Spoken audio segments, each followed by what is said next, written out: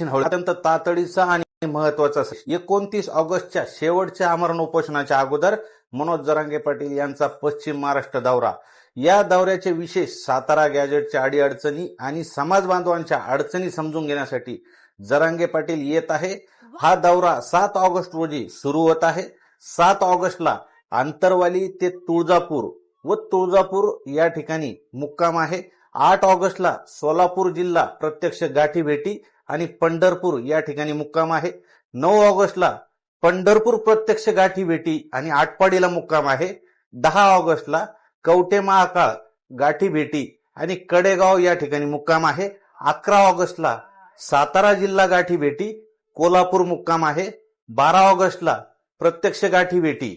या व्हिडिओच्या माध्यमातून तमाम सर्व बांधवांना विनंती करतो की ताबडतोब हा व्हिडिओ प्रत्येक समाज बांधवापर्यंत शेअर करा. पश्चिम महाराष्ट्रातल्या प्रत्येक बांधवापर्यंत गेला पाहिजे.